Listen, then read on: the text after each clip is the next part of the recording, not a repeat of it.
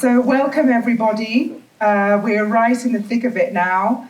I'm delighted to be here at this festival, convened as part of the African Union's official year of justice and reparations for Africans and people of African descent. So as you all know, this is an event being put together by 4 organisations. You saw them at the beginning. Reform Initiatives, Deep South Solidarity Fund, Baraza Media Lab, and African Union ECOSOC. So my name is Kathryn Nwajiaku-Dahou. I have many hats. I'm a political scientist and historian, director of politics in a think tank, and also I write poetry and organise a poetry and politics salon, which I think is probably why I was invited here more than the rest. So I'm really, really delighted to be with you here. A few words before introducing our very honourable guest speaker, keynote speaker, on the name. So, Wakati Wetu, it's our time. And it's really funny for me, I was in Nairobi in May, and at another event, and there was a competition launched between dining tables at that event, and each dining table had to come up with the best African proverb. And I came up with a proverb that my dad used to say to me, which was, "The cup that was meant for your lips will never pass you by." And it is another way of saying, when is our time, is our time. And it's very uncanny that today we're here and this is our time. So just a little word on reparations. You'll hear from Yvonne an elaborate discussion on this theme, which is central to why we're here. But I just wanted to highlight some of the things the organisers wanted to put forward. For the organisers of this festival, reparations is more than the subject of monetary consideration. Reparations is about structural transformation of deep injustices. So I just want you to hold that thought with you as we go through the rest of this session.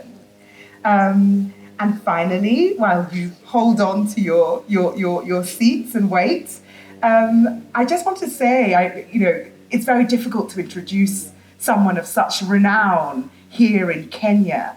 And I won't even dare to do it. I'll just give a very personal reflection about Yvonne that is also very linked to what I believe she'll walk us through. So I was very jealous about Yvonne's success of winning the Caine Prize based on a novel that she'd written in 5 days in 2003. And I would really urge you to go back to that novel. I know she's famous for many other things, but that novel, Weight of Whispers, is really interesting for our theme today. It's interesting because it's a fantastic opening, and it begins with the voice of a dead man, the vision, the perspective of a man lying on the ground being fleeced by police. And the first line, I'm just going to read it to you just to get a taste. "The collection of teeth on the man's face is a splendid brown. I have never seen such teeth. Refusing all instruction, my eyes focus on dental contours and craters, denuded of any superficial pretense. No braces, no fillings, no toothbrush. It is a place where small scavengers thrive." And I'd urge you to read it. And I think it introduces our subject well, the subject of death and repair, of everything other than teeth. But without further ado, let's get down to business. Over to you, Yvonne. Welcome. The floor is yours.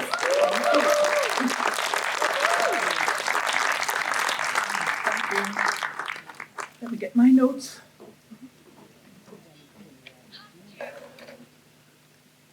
Good morning. Good morning. This is just a mic test as well.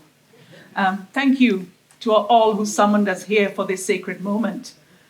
We rarely offer ourselves a time of introspection, a meeting of our voids, the hollows within us, of mourning what can never return, of looking at our history and also at each other and listening. I want to invoke one of our patron saints, of course, Frantz Fanon. It's Wakati Wetu, but the idea of timelessness, of African, I'll throw in a couple of words that look long, but actually mean very, very humble things. Transtemporality, the idea of African timelessness, to go beyond the linear. As Frantz Fanon, the sense of time must no longer be that of the moment or the next harvest, but rather that of the rest of the world. So summoning the past, the history, but also the future, but also bringing the whole world into this particular moment. Using the lenses of the world of story, our people suffered a cosmological scale reversal of fortune. In the world of story, we call it peripeteia. And this cast us into a space of in-between. We wandered a space neither here nor there, caught in a seemingly endless dark night of the soul. These few days offer the hope of a sharp, often painful, yet healing recognition.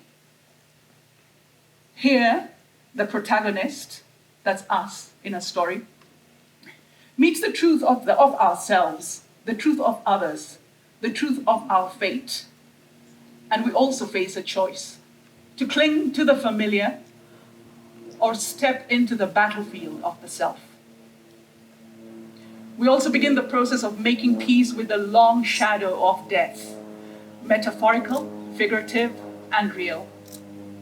We allow ourselves to metamorphose so we may proceed with the journey through the valley of the shadow of death into the likelihood of light. We may emerge marked, tempered, but certainly prepared for the final confrontation with our nemesis, whoever we designate that to be. What does this actually mean for us? It is stillness, listening, hearing, the laying aside of ego, fear, and defenses that we have used to keep ourselves safe from our wounds. It is sitting with the wound, naming our wounds, sitting with the truth of our pasts, our presents, our futures, of listing our contradictions, auditing and facing the truth of our story, history, memory, and lineage. It is an examination of conscience that includes the letting go of our illusions, our habits, our constricting beliefs. Let me start with a confession. I did not want to be here. Kathryn will tell you she did everything. But that wicked woman then played the old girls network card. And after my former classmate reached out threatening me, it was game over. I spoke to Kathryn later. You meet her. She's very tender, very open. Then I warned her that I never ever do political correctness. It almost got me driven out of Cologne. But I mean no harm, that I still milk sacred cows. I also told her that my agents demand very, very high fees. And she said, in that gentle way, "Oh, Yvonne, I purpose to believe in your presence without the high fees." But let me explain also my initial reluctance. Slide 3. First, the topic of reparation. The way it has been framed for so long is often structured so that in the exchange, Africa is cast in the role of supplicant, expected to beg, demand, receive, protest, to negotiate, to prove harm, and Europe or the West decide in their magnanimity just how much to give, how much to provide, and when and on what terms, which is a game of power. It's an act of dharau, contempt. I have read and remained uneasy, quite frankly, about the African Union's official theme for 2025, the justice for Africans and people of African descent through reparation. For me, and I apologize to any AU people here, the document is problematic. I do not want to be too cynical and ask who actually wrote this. The dissonance between the moral gravity of our existential wound and the bureaucratic tone of the proposed remedy. No audit of incidents and histories that inform the reparative moment. No ideological foundation for the undertaking.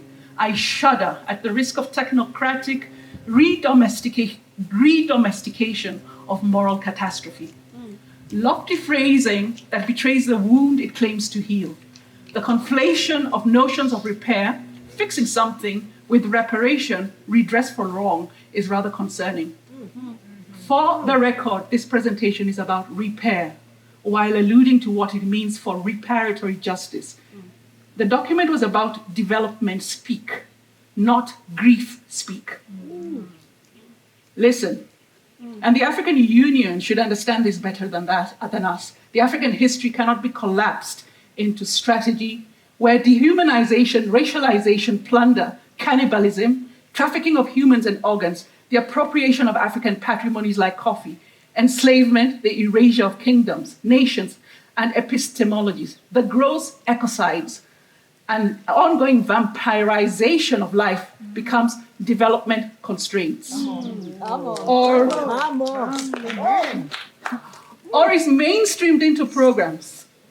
Such semantic laundering of horror, as if atrocity can be retrofitted into sustainable development goals. No. Why would we want to integrate reparations into development? Fold justice back into the very economic model that produced injustice. I was shocked by the sudden pivot from reparations to involve artists, creative industries, and inclusive growth. Cosmic desecration cannot be reduced to a project document. Even if Burna Boy or Costa or Joang are enlisted to sing about it, and Paul Onditi is called to paint it, I find it quite contemptuous, the idea of artist washing a people's historical descent into hell, now turned into a business case for youth livelihoods and community-based interventions. People. Not even the hint of a moral or ethical imagination in the text. A muscular statement on an historical audit of crimes against existence against which these so-called reparations are measured. People, reparations is first an act of moral autopsy and then moral exorcism. It precedes and redefines development. It happens once perpetrators and their beneficiaries undertake a soul searching, examine their conscience so that the gestures, monetary or otherwise, are anchored in a genuine interest in repairing the ripped apart fabric of humanity. Where is the ritual for the spiritual scar of our cosmological erasure? Where is the continental synod of grief? Where is the requiem for our timeless dead, liturgies of mourning that are larger than our existential wounds? Yeah, I thought, this is not for me. But anyway, here I am. So now, endure. I have a background and suspicion of this kind of semantic juggling. I am a reformed and repentant former social development worker with that prestigious social development degree who walked into that world with rose-colored lenses and crashed into a Ponzi scheme that almost took my life. Serves me right. That crash then led me to art and writing as a means of soul repair. Writing as a window through which to read the world. The more you see, the more you cannot unsee. Fellowships gave me passage into global libraries and hidden archives, where Africa's chronologies, histories, and records lie cloaked, untouched, or obscured. Yet as I read our orthographies, our accounts, and the chronicles of the interlopers, I was struck with a violence that cut to the bone. Not only in the existential scale of our losses, but the malignant ingenuity of those who wove a false, diminished world atop what they had willfully, callously annihilated. Then they set that lie loose, parading it across the world as our reality. It was malice. It's the order of unadulterated evil. Do you imagine the horror we see in Gaza has no ancestor? The vicious and frenzied erasures of ancient kingdoms and sultanates? Witu, Benin, Ashanti Empire, ground to dust so that those who pass by now declare there is no history here. There is only poverty upon which our social development efforts may now apply. This is the omniversal horror, and yet we collapse it into the meaningless euphemism, colonialism.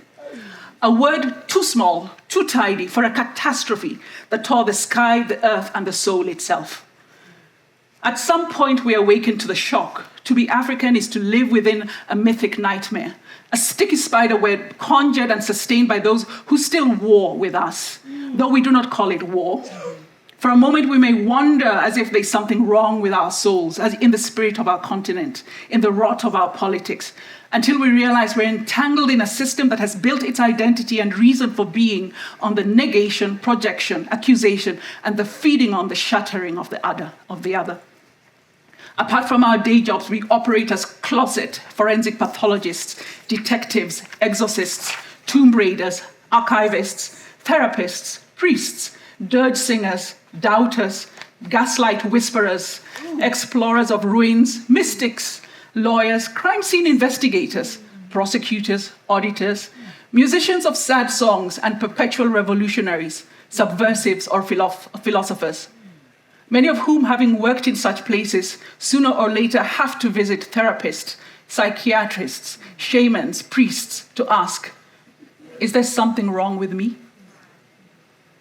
This is the long way of saying the revelations in the vaults and the experiencing of ancestral and my own grief drove me into a path of what I may now call literary kintsugi. In this, I seek to blend language to repair something of our historical brokenness, but the words reveal our fractures by illuminating it with the hues of beauty, of poetry. You all probably already know about Japanese kintsugi, in which broken ceramic poetry is repaired with lacquer that can be mixed with gold, silver, or platinum. This literary form seeks its own shape from the revealed rapture, rejoining and perhaps transformation to frame the wound. The cracks hold our stories. Literary kintsugi may become one of the vessels to bear these. You see, I too need an adequate grammar and lexicon of our grief that can bear the overwhelming echoes of our ghosts, and yes, those of the demoniacs that incited the shattering. Literary kintsugi is an ordeal. We traverse the landscapes of our shadows and shores still haunted by stilled graves. We visit the pieces where inherited generational and present shame, fear, suppressed pain has built its dwelling. It requires us to break open the layers of language, ours and others, to reveal what lurks at the core. There is often anguish, actual, remembered, and forgotten, and there may be more shattering. This is word-making and world-making from the fractures, using the lacquer of our emotion, our reason, and our longing. We sit amidst the shards, listening for those who still long to live, including all our slaughtered, disappeared, erased voices, including that of the land, those patron saints of the hollows in our soul. This is it. For 45 minutes today, we shall be kintsugi shokunin tachi, kintsugi artisans. To those I have not yet met, my name is Yvonne Adhiambo Owuor. I love stories. Stories to me are the element of life. I believe that stories by their nature remain unfinished. They loop instead from generation to generation. I'm a history nerd, excited by technology and likely to return to filmmaking soon. The single cause to which I'm devoted is that of strategic African world building and future crafting. As a people, we have not yet repaired our collective mythic scale African origin story, where we are protagonists with agencies in our own mythology, which, bless their hearts, the AU and other African-based institutions do not have or hold. And they still confuse policy with mythology, upon which other nations then craft their future. What it means is that in answer to the question, who are we, there are no deep, cohesive, or coherent replies. What else? I hate our psychic colonization, the parasite's continued feast in our souls. I hate our internalized belief that power, innovation, and destiny live elsewhere, that we are not the center of the world. To hold such wealth, such demography, such cosmic inheritance, and still believe we are peripheral is a sickness. I'm a daughter of the Nile. What that means is that a core value is to believe that life and humanity does not end in death. It changes. Death is metamorphosis. That being persists in continuity. The living and the dead coexist in dialogue as simultaneous presences in a shared ontology of isness, present tense, not was. Now, there's a word you may have heard these days in respect to our participation to the sending off of our warrior king Raila Odinga, not Joey, but Bodo, to keep company with the living and the dead, like a wake. This is what this space gives me permission to do, Bodo, to at last sit with our ghosts in a timeless dialogue, especially as we all know there's no past tense in a bleeding, seeping wound. So with this, I propose as our first gesture of repair to subvert the notion that fixes life to clocks and chronology. Can we, at least for this moment, imagine life as an unbroken narrative so that our grief, our light, becomes a dialogue with timelessness and ethics of presence? Speaking of which, there's a man, a soul, a father I've always longed to honor in a sacred African space. And since this is also Bodo, it is quite right that he enters here and reminds us again why we have embarked on this long journey. You are now welcome and pre-loved, Mr. Nsala of Wala, Kingdom of Congo, timeless conscience of the world. In this moment where evil pierced your life, I hope you also hear the long echoes of our voices as we speak to you of justice for you, your beloved child and family. Here is the sweat, grief, human sacrifice, blood that fed a colonial consolidation. Here is the primordial lust for wealth, accumulation, and control that still informs and justifies ghastly excesses, perpetuating a status quo maintained through narrow notions of progress that so many of our people now sing louder than the original composers. The subtext of this presentation is a recovery of humanity, Fanon's rehumanization that also requires Europe and its beneficiaries to invoke a desire to salvage their own profoundly withered spirit. I cannot overstate the overwhelming meaning of a space like this, a sliver of light in the long tunnel of the self we have silenced, buried, and suffocated for so long. In doing so, we have profaned our own consciousness. Trauma aches for redemption. History longs to heal. Do we have the will to walk through the cavern of our desecrations and name our demons, even as the world insists on privileging only one version of suffering? We need other spaces for conversation, reflection, and strategy, spaces outside the frameworks now flooded with narratives and images designed not only to deny the evidence of our eyes, but to erase the space to reflect on our long history of externally inflicted pain. We need a space to be able to ask, what did we become in order to survive? How do we transform the innermost sites of violation, present, buried, or inherited, into portals through which a good light may shine?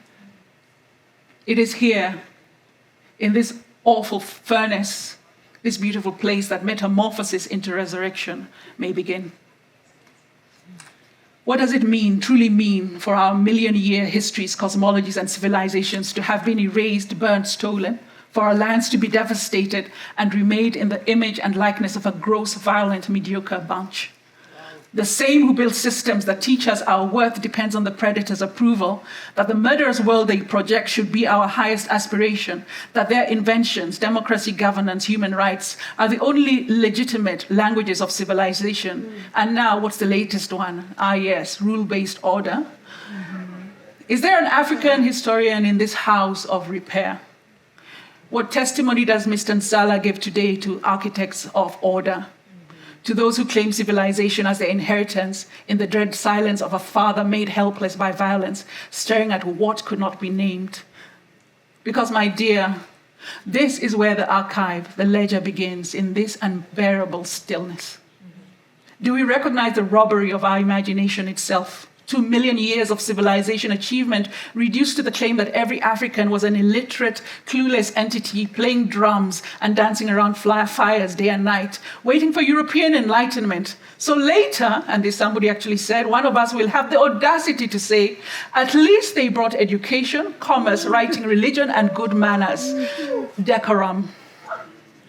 And these then also others enter institutions bowed by gratitude, applauding a vile imagination that devours precisely the wealth it stole from them. Cricket, rugby, football, I concede. But this should have been the norm, not the exception. A question for the inheritors of the benefits of that cosmological scale plundering of essence. Have you ever asked what was so shattered in the European soul to elicit such psychopathological violence? Why did European enrichment require the evisceration of humanity? And this, my European siblings, is your repair journey work. Repair begins with the truth, to strip away all illusions so that what is being healed is the wound itself. Our task would then be to weave again the torn fabric of relation, human to human, human to earth, human to spirit. Repair means learning to hold both truths, the external violence that maimed us and the internal distortions that now perpetuate harm. To bear witness to our wound is the grace. Our centuries of existential losses have often been anonymized, which means we must start by building an archive of the living and the dead, the ledgers, stories, history, art, testimony, memory. Repair is archival resurrection, moral archaeology. We unearth buried consciousnesses and consciousnesses. Yet repair work cannot restore what was, but it can transfigure, transmute, alchemize. Repair work in the biggest sense is covenantal, the hope of an oath between human generations that we will never, never, never devour one another again. Here, our work is to offer ourselves first, and then a shattered humanity, a moral grammar. And so we ask, how did we get here? What ghosts of history walk beside us? Which emotions have we been forced to bury for generations? What does it mean to be multiply defeated peoples whose worlds were stolen, now daring to confront the chasm of their wounds? Crushed, humiliated, shattered, broken, ruptured, erased. Do we hear the lived reality of ordinary people crushed between the battles of so many men? We have been also inducted into a cult of micro-nationalism, blind to centuries of war, blind to the sacredness of the human being. And again, who gave us that word, colonization, for the apocalypse that descended on our lives and still lingers? A death cult targeting wombs, stifling African fecundity, imposing measures now to prevent death, to prevent birth. And yet we survived. We outlived the monster. We've outpopulated the adversary. Colonialism is a word we repeat, ignoring the howls it conceals, the human body parts and organs still in European vaults. Anyway, let me ask this now nicely. Why should returning ancestors' remains be a topic of debate? I do want to ask our European friends, or do they serve as some secret fetish we do not know about? What does it mean, but also back to us, what does it mean to live with such untold, unnameable losses? To be asked to mourn discreetly because decorum demands it. To hear of world and homes destroyed, robes stolen, streets renamed by strangers. Namlolwe becomes Lake Victoria. Mosi Oatunya becomes Victoria Falls. Zewaku becomes the Indian Ocean. To see kingdoms erased, empires reduced to tribes. Ancient cities dust, genealogies gone, institutions crushed, and yet the descendants of the destroyers lecture us on human rights, democracy, rule of law. Even as before our witness, we see Iraq, Libya, Somalia, Afghanistan unfold. Even as Congo and Sudan are forgotten. Even as our countries fracture under memories wait. As if blood, soil, dreams, memory, and time do not remember. As if horror does not ripple through generations yet to come. I've been thinking recently about Israel's need to curb the joy of families receiving their released loved ones. This is not the first instant of this occidental inhuman strangeness. It is the fear of and desire to control human emotion, to take over the very nature of the heart itself. You hear it often. You're too emotional. You are so angry, and that usually targets Black women. When you react to an outrageous issue at work and suddenly your anger is emotional, and that is the uncanniness, that is the anti-human, that is what is unnatural. Notice now the silence of every pontificating Occidental human rights organization. The horrors they catalogue in Africa are rendered vivid, detailed, and damning. Yet when it comes to Palestine and Israel, the scripts dissolve into this enigmatic haiku, cryptic koans, and empty gestures. Why? So another point of my own resistance to Kathryn's gesture arose from the concern that there seems to be an unseemly rush to leap straight into reparation and restitution without first taking the necessary steps that might deliver a genuine sense of justice. I'm not going to read it all, but somebody can get those details later. But there's reparation and restitution are probably number 7. Very quickly, the steps are examination of conscience and truth-telling, an audit of all wrongs, contrition, grief and recognition, humanizing remorse, confession, speaking the truth publicly to deliver witness and testimony, atonement, the interior turning, which requires an inner conversion, seeking forgiveness, self-recognition and humility, which means petition and humility. You do not say, we are offering you reparation. We're saying we are sorry. What do you need from us to repair this hurt? Penance, accepting the cost of conversion, accepting the consequences.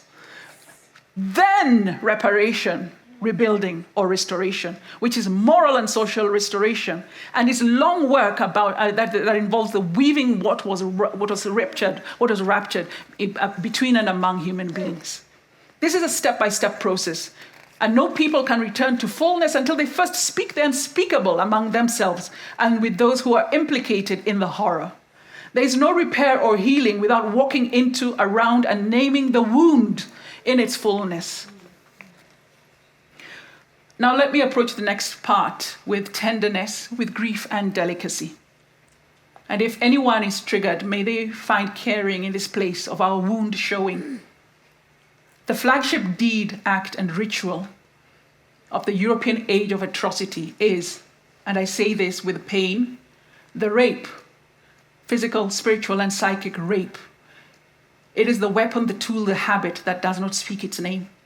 And when you pick up the chronicles together with the spread of diseases, rape, the intimate violation of the other is the constant, the guarantee.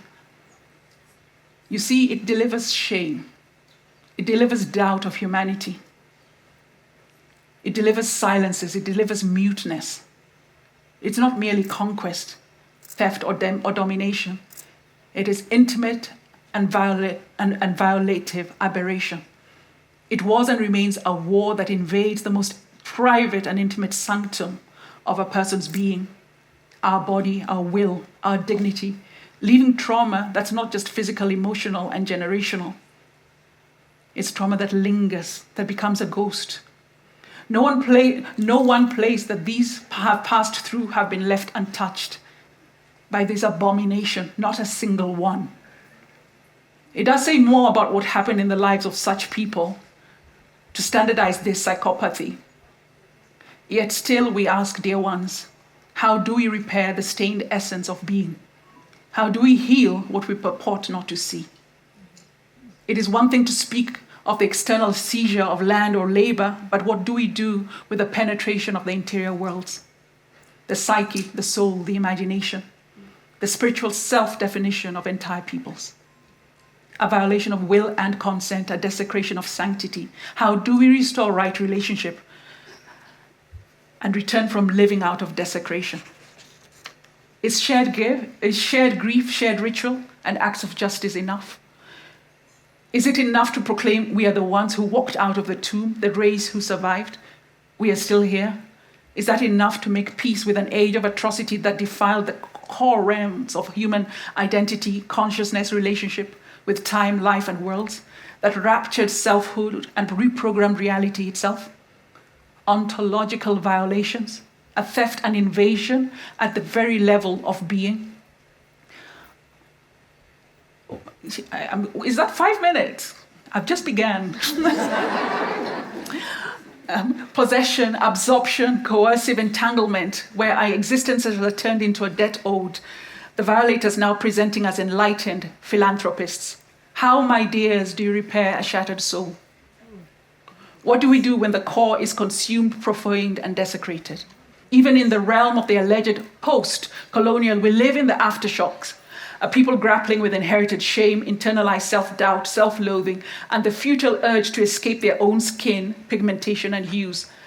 An estrangement with the deep and confident sense of the goodness, truth, beauty, and rightness of life has generated a distrust in our own bodies, peoples, languages, and intuition, creating systems that compel many to a perpetual seeking of validation from the violator, and to view others who have preserved aspects of their own cultural world as threats to the present. Thus, an endless cycle of self-harm, mimicry, and fragmentation persists. Still, by the time such cruel and tormented people arrive on our shores bearing 2,000 new diseases, including syphilis, gonorrhea, measles, chickenpox, bubonic plague, tuberculosis, whooping cough, jiggers, lice, bedbugs, and cockroaches, has the world ever paused to ask, how had such people been living? What on earth was happening there? What soul-hollowing catastrophe had carved out a void where humanity should have been?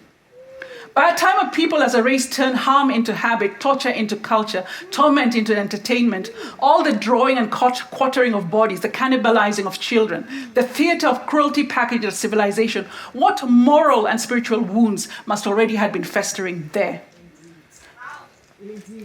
And when centuries of horror infect a people who learn not to weep, who smother their own grief beneath the performance of industry, what else could they offer the world but more of their hell? What on earth was happening there? What kind of history breeds such contagion in a human being? The strangeness is this, that that traumatized culture is still unable to ask themselves, what have we done to our humanity? What happened to us? What shattered our souls? How do we heal? And then we too, in order to make our past disappear, we too have hurriedly raised towers of steel and glass over the millions of unmourned dead. Beneath Embakasi, where planes land and leave, are the mouldering bones of our nameless forebears. The horror is not only in what was taken from us, but that we have come to doubt the fullness of our own humanity and the humanity of those that preceded us. The old social development dogma I've been hoping for its death, has shockingly resurfaced as an undercurrent in today's debates on reparation.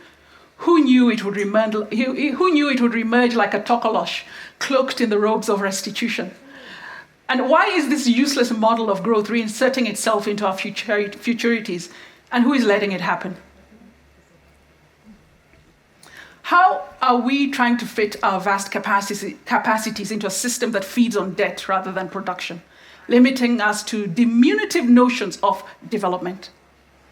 As we all set out to destination wholeness, I ask, should Africa's energy be spent on committees, reports, and endless negotiations, or perhaps on trying to assert structural autonomy? Since I see my time is up, but I'll jump. There's just a few points I want to make. So personally, I'm saying I'm done circling themes that make us feel busy, but do not move us towards self-realization. I reject poor victimized African narrative. The trope of the pathetic African with flies in their eyes is no longer tenable. Reparations, if pursued, must reinforce African sovereignty and self-determined development. We live with the residues of history we did not choose, and yet we have survived, built, adapted, and dreamt. What visions does this quest truly serve? Our world is now at a turning point, and for the Northern Hemisphere, there's friction between internal decay and the collapse of myths. The so-called post-colonial period has been war by other means, and we live as hostages trapped by debt, predatory leaders, and inherited structures of control, with foreign military outposts. Here, American, French Batuk reminds us that our sovereignty is still theater. Our wounds are visible in our cultural patrimony, still displayed in European museums, a public testament of our evisceration. And to heal, we must confront these realities directly at every level, personal, collective, national, and institutional. And only by sitting with the full weight of this history can we begin the work of repair and reclaim the agency that was systematically denied to us. So how do we start? By reassembling the fragmented psyche of the African self, while also casting out the internalized demons that distort human truth and self-regard? How do we create a reparative consciousness? How do we cleanse our perceptions from inherited lies and learn how to read the world through our own eyes again? I wanted, I'll jump on so that the technical team do not, slap me up later, but let's quickly run to slide 10. I want us to just quickly, I want to introduce you to your new metaphor, analogy, and mirror. This is the Saculina carcini that infects the green crab. The Saculina is the one that is being magnified there. I want us to hold on. I'll tell you why. That thing, the barnacle, is almost invisible. It begins invisibly. Tiny larvae that infiltrate a crab's shell through a soft joint. Once inside, it colonizes the crab's body, sending filaments through its tissues, hijacking its hormonal system, and gradually reprogramming its behavior. The crab's appearance remains outwardly normal. It moves, eats, and goes about its life. But everything it does now serves the parasite's reproductive purpose. It stops growing, stops reproducing its own kind, and becomes a living shell animated by a foreign design it cannot see. When the parasite matures, it sprouts its own reproductive sac through the crab's abdomen, and the crab, male or female, begins to care for it as if it is its own offspring. The original creature's will is rewritten. The parasite has not just invaded the crab's body, but rewritten the category of life the crab inhabits. Wow. We are that crab. Yeah. The decaying order does not kill its host. It needs us alive, functional, mobile, gathering resources, fighting its wars, dreaming in borrowed images. Our economies continue to reproduce for the West's needs. Our so-called elites protect and nurture the parasite's progeny, extractive institutions, colonial borders, imported deals. It hides behind universalism, philanthropy, and progress, teaching the host to love its infection, development, progress, MDGs that become SDGs. We, the hosts, are flattered into servitude, rewarded with mimicry, a few administrative roles, global South conferences, development loans, academic footnotes. Meanwhile, the parasite reproduces endlessly through debt, extractive trade, and epistemic dependency, each generation more sophisticated, more sly, adapting its language to sustain our possession. When I set an example, I use this in my teaching sessions, I ask the writers to imagine a way out for the crab. I will leave that riddle also now with you.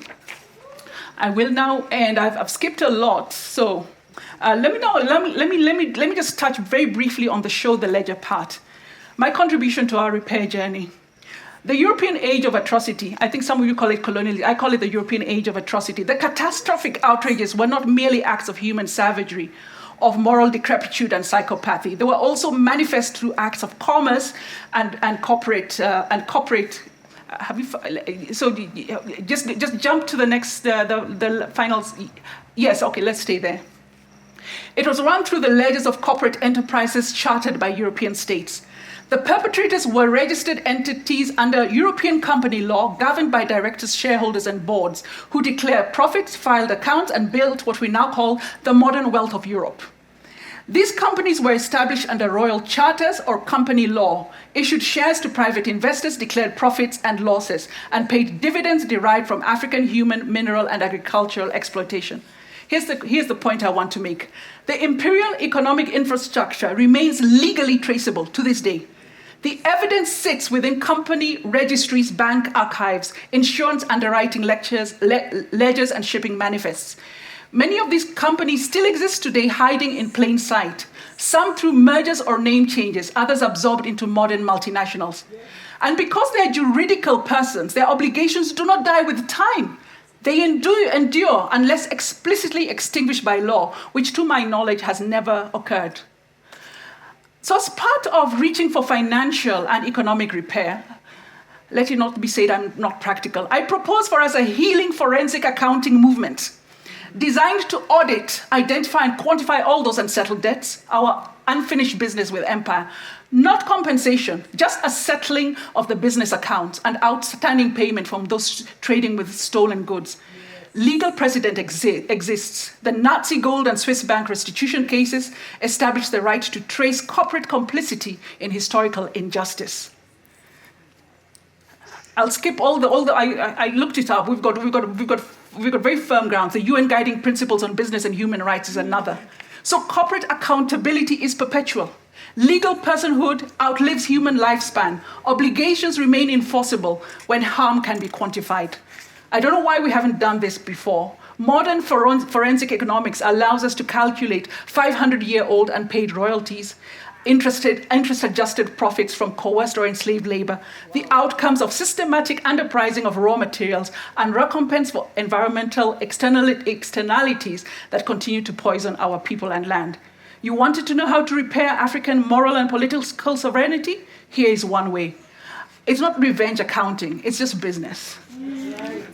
And it echoes Patrice Lumumba's cry, qui aide qui? Who aids who? Anyway, you know what Europe did after World War II, how they moved swiftly to codify their guilt, create mechanisms of acknowledgement and atonement. So there is a precedent. They know what to do. Nevertheless, so I'll end here. Under this, what I'm proposing, what I'm advocating for is a Pan-African Forensic Audit, Recovery and Restitution Act, with a mandate for individuals, institutions, or groups to conduct independent, litigation-grade forensic investigation into European and other companies and institutions that directly or indirectly benefited from the extraction, enslavement, and exploitation of African people, lands, and resources from 1400 to the present day. An act that enjoins the global majority world. Hard-nosed commercial statute, forensic accounting, liability, disgorgement, payback calculations, enforceable business remedies, asset recovery and capitalization. And it would include a historical corporate registry and reconstruction project, mobilizing Africans with access, those of you in the diaspora with access to the archives, to begin work on an African wealth ledger as individuals, institution groups, and also start to institute legal proceedings to recover payments and establish repayment mechanisms. This is just preliminary bookkeeping. Restitution is not the point yet. For now, we are simply tallying the accounts, tracing what is taken, and documenting what is owed. And yes, this is enforceable. Anyway, we can later on negotiate rental fees for the prolonged use of what was never theirs in the first place. So, friends, colleagues, repair spoken in the real language of the beneficiaries of plunder, the cold logic, the language of profit and loss. But we will have to move quickly. The de-dollarization of the global economy has started, and our centuries-old debtors may be going bankrupt sooner than we realize.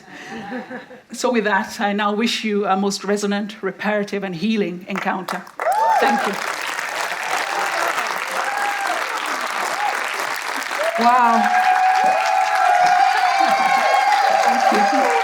Thank you so very much. Thank you. Thank you. Thank you so much. Thank you so much. Please have a seat, a well-earned seat after that amazing tour de force. Allow you to catch your breath. Okay. And just allow us all to catch our breaths, in fact, because I don't think I've ever heard anything like it. And while you're catching your breath, I'll just recall some key phrases that I've jotted down over and beyond my notes, my original notes, as I was listening. We need moral gravity to account for or to recognize our wound. Where is the ritual for our existential wounds? We need to be able to look at what lurks at the core. I loved the phrase, gaslight whisperers, speaking to some of the qualities and characteristics that we adopt in the pain that we don't recognize. I loved the semantic laundering of horror when referring to the SDGs, the MDGs, whatever Gs are foisted on us. And I mean, there was so much. It was so dense. And I'll allow you all to contemplate. What I want to do now is just ask a few questions and then throw the floor open for comments, for reflections from you all, because I think this is part of what Yvonne is encouraging us to do, to use this safe space, this wake of sorts, to begin the process of acknowledging our own grief and the grieving that will come. So let me get back to the questions I actually had in mind, because I was also very moved. And I mean, I read what was prepared, but hearing it creates something quite distinct. So I did have a few questions. So, I mean, what I found really fascinating, and even the use of the term wake, was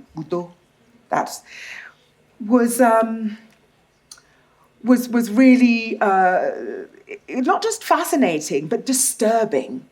I think what comes across in the way you articulate the job to be done is something which requires of us all to really look horror in the face. We carry horror in our bodies, in the antics that we deploy to manage, but facing up to that horror is something that, in order to become resilient, as you said, how did we survive? We can become accustomed to. So, I mean, I want to ask you, perhaps just up front, in thinking about the horror. So, you know, you left us with a riddle at the end, you know, so maybe I'll start there. So the horror, confronting the horror, how on earth, what do you bite off first? You know, the agenda that you described, the wonderfully named forensic, I can't remember exactly the terminology you used. Yeah, but the forensic work that needs to be done, the project is huge. Say something about how we even begin to contemplate stepping our foot towards that journey. Actually, we're here. We've started. And maybe Lillian and Kathryn should have said that there's no, it's a one-way door. And I don't think there's leaving, because we've gathered like this. And I use the word very generously, the ghosts have been summoned, and we just have to keep moving. We've started the journey, and I was going to say not be afraid, but you know, if the fear comes, that's okay, but to dare to look at the literally, there's no other word, the evil in its face. To ask something of it. And I don't want, it's in order not to fall into the trap of being accused of becoming that which was, inflicted upon us. I don't want any of our European friends here to think that it's not directed at you as much as the thing that came into being. And that too, that they're looking at the horror is not just on the side of those who were afflicted, but also from those who have benefited from the perpetration of this horror, to be able to sit and look. And by sitting and looking, what happens, you'll be amazed at what happens, is a naming. Something becomes named. The thing starts to speak. And that's a dialogue that we have not allowed ourselves to have, to be able to ask these questions and then to sit with the answers that emerge or the further questions that emerge. I don't have, there's no particular remedy, but the idea of converging and then speaking to this thing. I'm wrong, not speaking, listening to this thing. And I think after a while may find that it is not as to in the rite of exorcism. The first act is to understand the nature of the possessing demon. The second act, a necessary act, is to name it. And once it is named, its power is reduced. And that's the part we need to get to. Hello, can you hear me now? Okay, I'm on now. Great. I feel I have to speak quickly before the mic gets. Yes, naming is really important, and it reminds me. I don't know if you've seen the film out this year by Ryan Coogler, Sinners. When I was reading and listening to you, I just had Sinners all. Sinners. If you haven't seen it, I'm not going to spoil. You have to see it. But basically, the theme is looking evil in the eye and the vampirization of efforts to exercise agency and to be of Black people, of people of African descent, is a thread running through the film. And the ending is perplexing. And I suppose it's the riddle still that you pose here. So I do think we are at a time when we can begin to, there are many fora that are asking the same kinds of questions. And that's just a comment. But the question I also wanted to put to you, throughout your exposition, there is very much what I found a kind of a religious like framing almost. And I say that not religious with any specific reference to a particular religion, but you use the word confession and even exorcism and so on. And the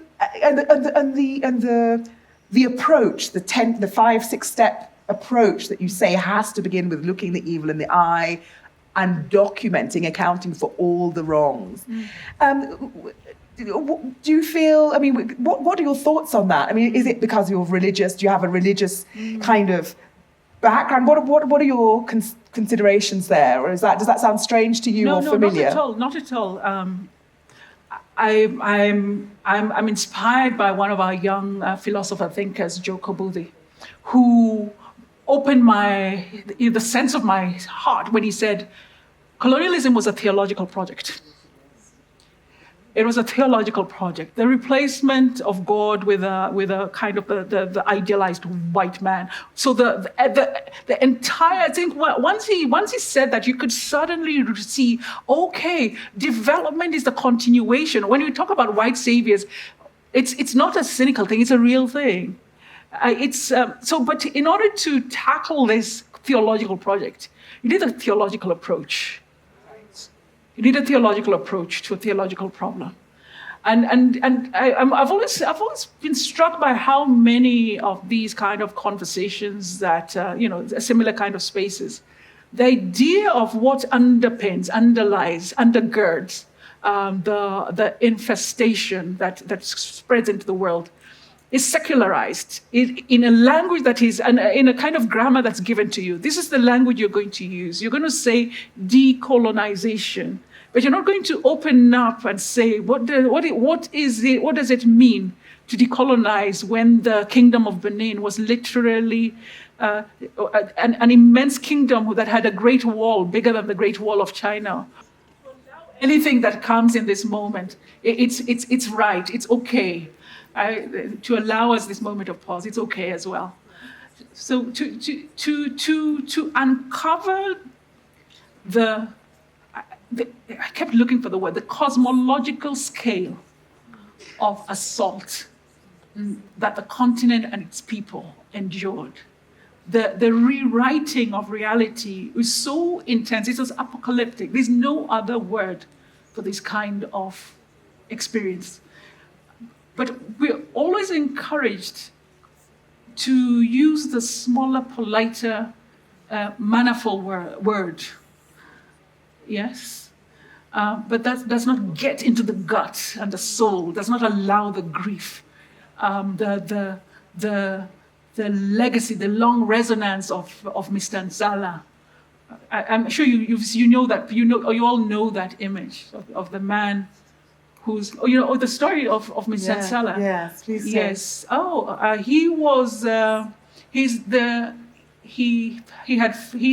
He comes from King Leopold. I should be polite here. That idiot's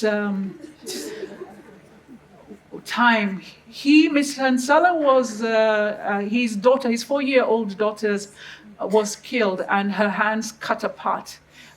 Because he was unable to meet the rubber quota by something like, I don't know, it's a minimum, like less. The rubber quota, his quota was less, a kilogram less, as a consequence. And then what he encounters, and he was frozen in this moment where what was presented to him were the cut up limbs of his beloved 4-year-old daughter. That picture was taken by, it's a 1907, yes, for a missionary who was so shocked by what was happening in the Congo. Not that she thought that we were human beings, but the outrage of and the grief, this portrait of this man who is, it's very Pieta-like, who is left to contemplate the cut-up limbs of his beloved 4-year-old daughter. So the first time I saw that photograph, very first time I saw it was in Berlin in a library when I'm talking about going into the archives. And I remember crying, I was sobbing, ugly crying. Yeah, there are more pictures like those, but his is and I just recently lost my father, so I could see that. Yeah. I mean, I think the images is really important to display them, for us to see the degree of atrocity that you're talking about. You use also the word rape in a similar way to get to the heart of the depth of and the scale and the intimate nature of the violence. I think that's all very helpful. And I'm seeing that we have 5 minutes, but I'm going to really use those 5 minutes to ask the audience to speak their truths, speak their minds. What does this throw up for you? I think there's a roving mic, and then I'll hand back to you just to give some commentary and closing words. Thank you. So hands up, don't be shy. And there's a lot to take in. So if you want silence is also a response. Silence is a response. Wait, yeah, I just want to see who else wants to speak. There's no one else wanting to utter anything? Oh, one, yeah, Keith, okay. Okay, I'm sorry, and the third one. Okay, so we got 3 people willing to speak. Is that good? Okay, if you start, please, thank you. If you could say your name briefly. Sure. My name is Meghna Abraham, and thank you so much for a really, really powerful keynote speech. I think it's really set an amazing tone and thoughts, and there's so much that we'll be thinking about. It was very, very powerful. I also just wanted to really echo your call to say, there's so much work still to be done on so many aspects, but particularly the companies who were so complicit. Colonization is actually an economic project that was then accompanied with many acts of atrocities. The slave trade is a trade that was designed to serve a certain economic project, and that economic project has largely escaped scrutiny and the structures that are still sustaining it. So I had a sort of little pitch to make, just given by what you said. We have an interactive workshop tomorrow afternoon, where in fact it'll be the participants diving into the kind of work that you're talking. We're picking, in fact, one of the companies on your list, I won't say which one, is our case study in that interactive workshop, where we're talking about how to do that kind of investigative work, but also the tactics to campaign on it. So it's a pitch to say, for those who are interested, please come for that tomorrow afternoon as we organize it. But I also just had a reflection for you on part of the work that I'm doing is on that duality in reparations. In fact, as the example that you use, the way corporate complicity was looked at in the Holocaust reparations, and we haven't seen that happen then. So if you did have further reflections, I'd love to hear your thoughts on how do we sort of challenge that duality and that double standard to force also a reckoning on the European companies' role in colonial atrocities here. Thank you very much. And I really love that example too. I do a lot of work on extractives and on one particular company. I wonder which one that is. Its history is very long. And we're asking for, the organizations I work with are asking for reparations and cleanup, but not going back 500 years. They're very interesting to look at those relationships. Second question, please. Please, Keith. I'll remain seated. Apologies.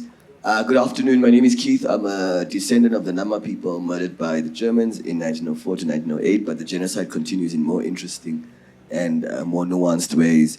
As a descendant of the Nama people, it's probably wrong for me to call myself a linguistic Nazi, but alas, I wonder about the word reparations quite seriously, because I feel like it continues to put us in a position. It's like aid. It's giving aid, right?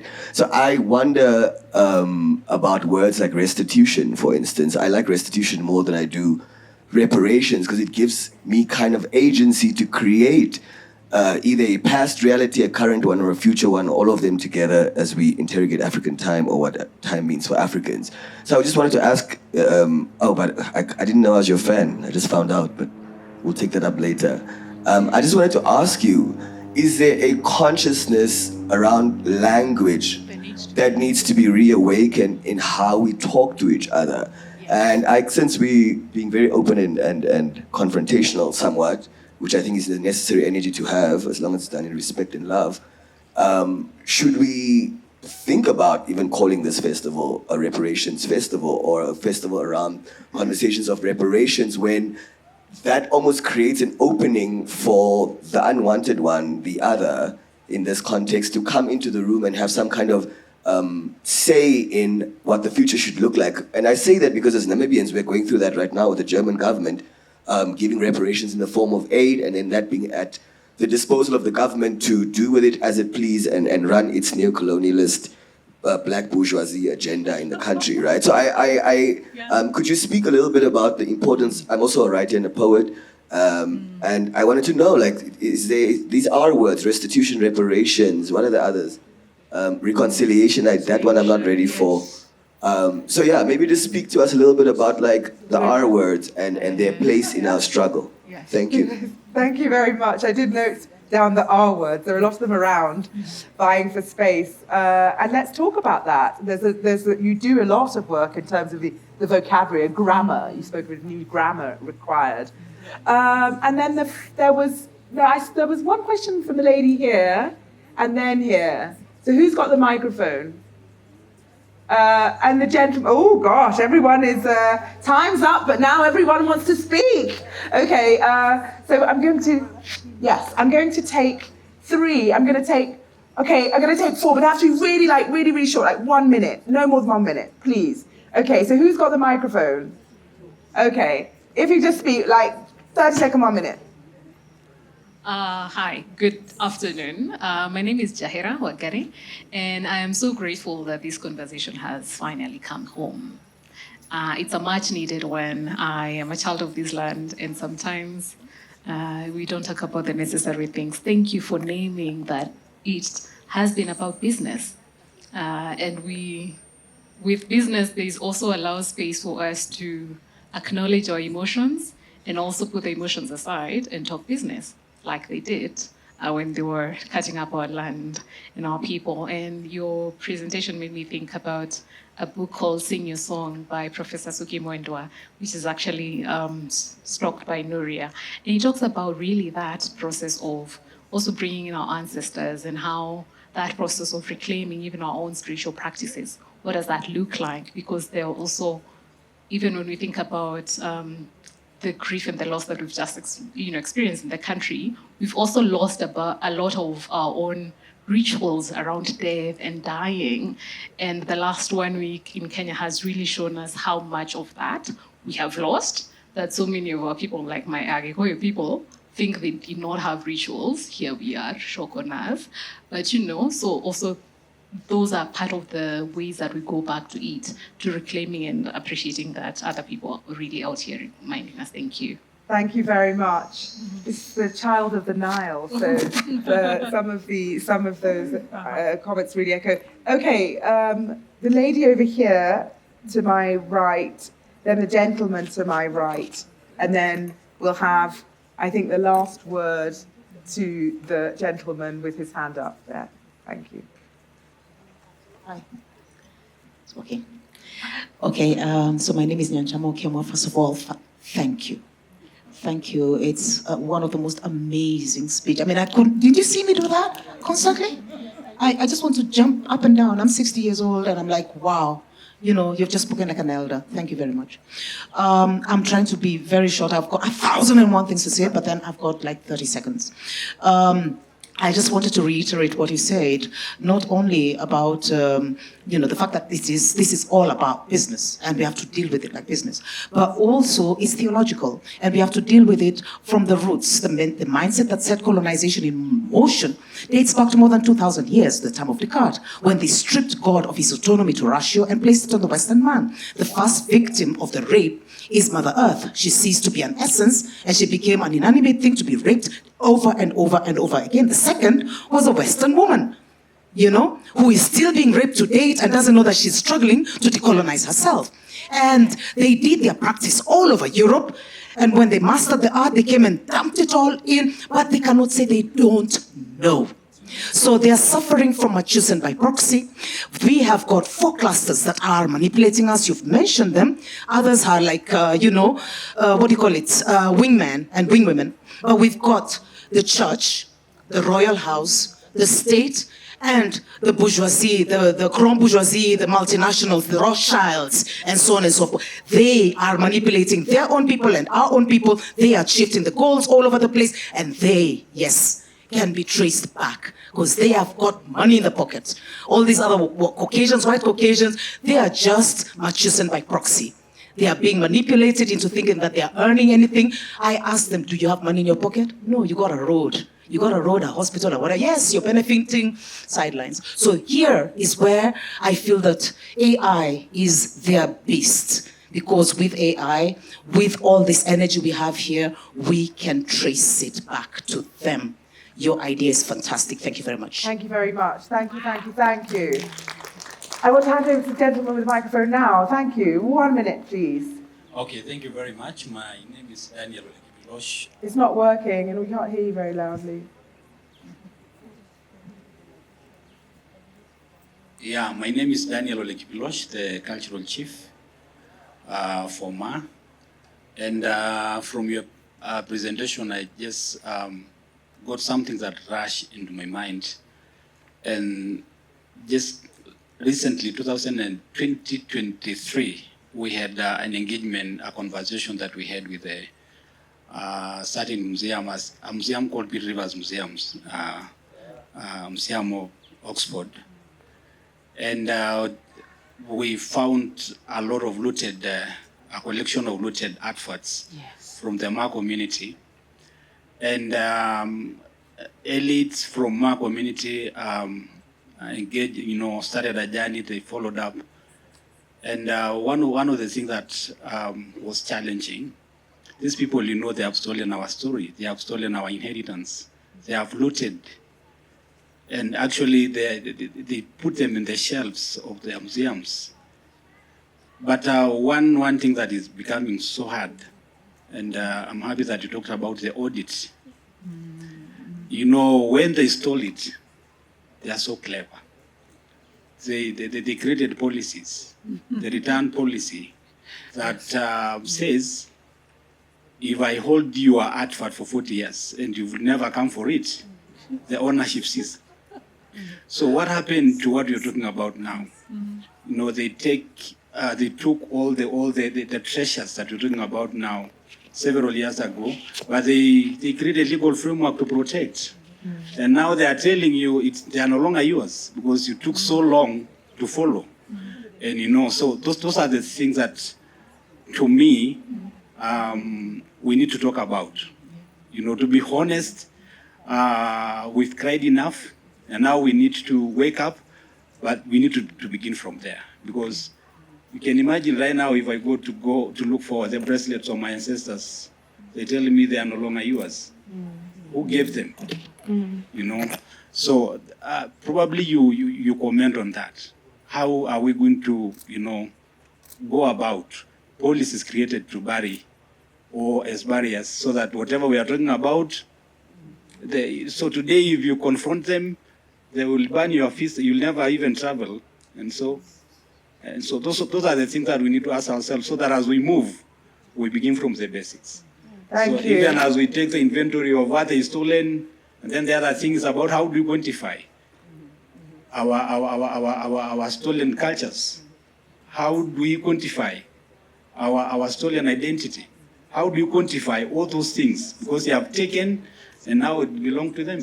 So we need to quantify so that we follow. Yes, thank you very much. Thank you very much for that. And Yvonne will comment at the end. Last comment question, please. Go ahead, sir.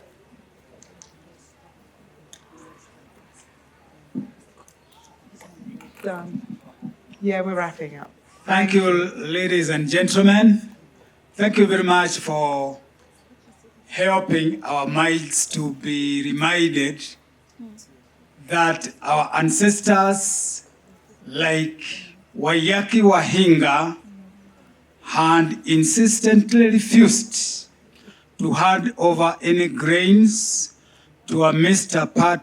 Frederick Lugard in 1885 when the Uganda was about to be arrested together with Kenya and colonialism.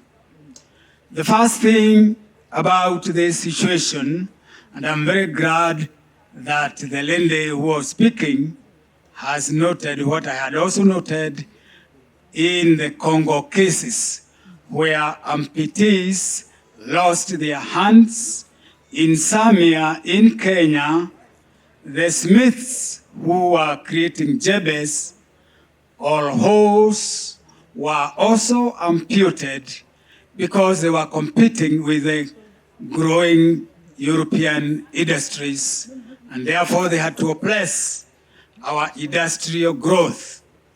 And therefore, in other areas like the Taita Taveta, where people from that area were moved away from their original place and taken to north of Marindi, where their water, their drinking source of water were poisoned, and the 900 members of that community died because of poisoning. What kind of heart do these Europeans had or have even today? It is unfortunate that we have been cohabitating with them when we know they are killers. It is in Chitembe in Western Kenya where blood flowed like the river because the community had refused to accept what the Europeans wanted done for them. They took away a lot of cattle from different communities, even camels from the northeastern province in areas where camels are used for development in that area, and therefore everything had been done badly, but we have a source of right that Kimathi had written that we start in 1955, making sure that the Mzungu pays what he has taken away from us. In fact, referring to the Exodus 22 verse 1, a book they introduced to us states clearly that if a cow or animal is taken, 5 of them should be returned. I'm going to have to be very rude. Thank you. Sir, thank you very much. Thank you so much. I want to just give the last closing words to Yvonne. Over to you. Can you hear me? I will start with the gentleman who spoke last, because this is the ledger. This is the audit. So you see, you can see the outpouring in the soul, in the memory that people have, the thing that when the wound is touched, what pours through. We need a way. We don't yet have processes where this is the ledger, this is the archive. These against these memories, against the evidence, would the whole kind of process unfold. Because I had to jump a lot through the text, I address exactly that. You and I are on the same page. I dislike that word reparation. I dislike the word. Like you, I prefer restitution, but that's not sufficient. My argument was that we need a new lexicon of us. We need a grammar of but we cannot get that grammar unless we enter into the wound. Mm-hmm. Because the wound will deliver the name. Because then we have not even created a name for the thing that happened to us. Right? We haven't started any work. We don't have a dictionary. I don't want to use the grammar that has been handed over to me. So yes, that was that was one of my arguments. This is actually where our work, part of the work that we need to do. So we're actually on the same page. Corporates, no, you know what? The corporate action that you started, I'll also attend that session. Quite frankly, I think it's maybe because I jumped a lot, I missed the other point. I said there's a radical mindset shift we absolutely need. We don't need to beg anybody. The reason why I was looking at the kind of the corporate approach, the forensic audit approach, it is cold logic. And it delivers, and they are, they're precedents. A legal kind of a multidisciplinary group, lawyer, forensic, especially for any forensic accountants here. Now they become the sniper squad to just look logically, because the records are there. They've got records since the 1300s. The records are absolutely there. To deal with this in the very corporate way, using precedent that has already been established, which also means, sir, the Maasai artifacts are cultural items that fall also into the same category that the goods, the art and cultural goods that were taken away from the Jews were restored to the Jews, and that act is in practice until this very moment. There's absolutely no reason why kind of both forensic accounting and legal team can use the very same precedents that are in European law to secure the goods, bypassing the illicit laws that was established by the museums. We tend to always go with, please guys, do the good thing. You are human beings. Yeah. Thieves should return their goods. No, but you're trying to imagine that, that they have had time to reckon with the moral decrepitude.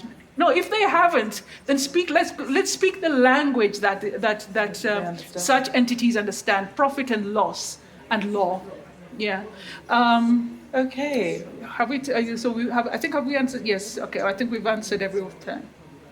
Well, I don't think there's anyone left out. It remains then for me to thank you Yvonne Adhiambo Owuor for an amazing rendition presentation. I've never heard anything like it, and I think most people here feel the same. So, and thank you, Kathryn. Thank you very much.